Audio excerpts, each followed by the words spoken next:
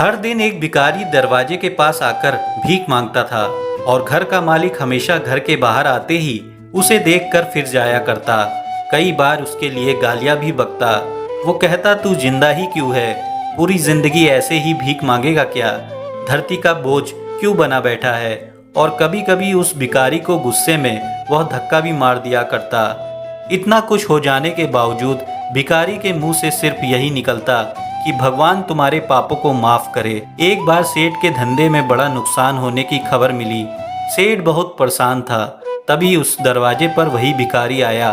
गुस्से में अपना आपा खोते हुए सेठ ने उस भिखारी को पत्थर दे मारा। पत्थर लगने के कारण भिखारी का सर फूट गया और उसके सर से खून बहने लगा। फिर भी दर्द से कराहते हुए भिखारी ने इतना ही कहा, भगवान तुम्हारे पाप को माफ करे। भिखारी वहां से चला गया। सेठ सोच में पड़ गया। भिखारी को पत्थर मारा, फिर भी उसने सिर्फ प्रार्थना की। सेठ का गुस्सा शांत हुआ। भिखारी का रहस्य जानने के लिए सेठ ने भिखारी का पीछा करना शुरू कर दिया। भिखारी जहाँ जहाँ जाता सेठ उसके पीछे जाता। सेठ ने देखा कि कोई उसको खाना देते हुए उसको मारता, तो कोई अपमानित करता, तो कोई गाली देता। लोग भिखारी के साथ चाहे जैसा व्यवहार करते, लेकिन भिखारी सबके लिए एक ही प्रार्थना करता, भगवान तुम्हारे पापों को माफ करे। अब रात होने को आई थी। भिखारी अपने जाने के लिए लौटा। वो अपने घर पहुंच गया, लेकिन सेठ अब भी उसका पीछा कर रहा था। एक पुरानी टूटी खटिया पर एक बूढ़ी औरत लेटी हुई थी। काफी कमजोर और बीमार लग रही थी। वह भिखारी की पत्नी थी। अपने पति को वापस आता देख वह खाट से उठ खड़ी हुई। पत्नी ने अपने पति के भीख वाले कटोरे में देखा, उसमें सिर्फ आधी बासी रोटी थी। उसे देखकर वह बोली, आज बस इतना ही मिला, और हाँ, आपके सिर से खून निकल रहा है, ये चोट कैसे लगी? बूढ़ा भिखारी बोला, आज बस इतना ही मिला, किसी ने कुछ नहीं दिया। सब ने गालियां दी और एक ने पत्थर भी फेंका, इसलिए मेरा सर फट गया। एक गहरी ठंडी सांस लेकर बूढ़ा भिखारी फिर से बोला, यह मेरे ही पापों का फल है। तुम्हें याद है कुछ सालों पहले हम कितने अमीर थे? क्या कुछ नहीं था हमारे पास? हमारे पास हर चीज़ ज़रूरत से ज़्यादा थी, लेकिन हमने कभी दान नहीं किया। और उससे भी बुरा हमने उस अंधे भिखारी के साथ किया जो हमारे द्वार पर भीख मांगने आया करता था। बूढ़ी पत्नी की आंखों में आंसू आ गए।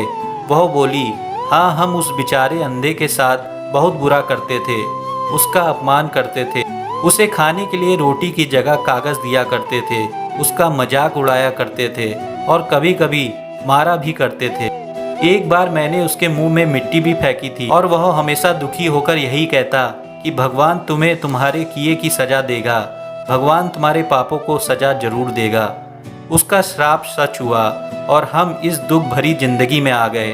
भिखारी बोला, हाँ, उसका श्राप सच हुआ, इसलिए मैं किसी को बद्दुआ नहीं देता, चाहे कोई मेरे साथ कैसा भी बर्ताव करे। मैं हमेशा उसके लिए प्रार्थना करता हूँ। मैं नहीं चाहता कि कोई भी हमारे जैसी जिंदगी का अनुभव करे, किसी को भी हमारे जैसे दुखों का सामना करना पड़े।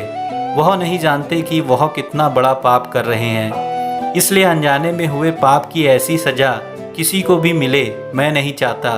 सेठ वही छुपकर यही सारी बातें सुन रहा था। अब उसे सब कुछ समझ में आ गया था। भिखारी और उसकी पत्नी ने वही आधी रोटी मिल बांट कर खाई और भगवान को धन्यवाद बोलकर सो गए। अगले दिन बड़ा भिखारी फिर से भीख मांगने सेठ के घर के पास जाता है। सेठ ने पहले से गर्म रोटी उसके लिए निकाल कर रखी थी। उसे देते हुए सेठ विनम्रता से बोला, माफ कर दीजिए बाबा, मुझसे बहुत बड़ी गलती हो गई। बूढ़ा भिखारी बोला, भगवान तेरा भला करे। इतना कहकर वो आगे निकल गया। इस कहानी से जो सीख लेने लायक है वो बड़ी ही सिंपल है कि आदमी चाहे किसी के बारे में बुरा कहे या भला करे, लेकिन भगवान सिर्फ कर्म के हिसाब से उसको फल देता है। क्या हुआ अगर भगवान नहीं दिखता है, लेकिन यह बात सच है कि उसके खाते में सबका हिसाब बहुत बहुत पक्का होता है। इसलिए जब किसी के लिए कुछ भी करो तो अच्छा ही करो।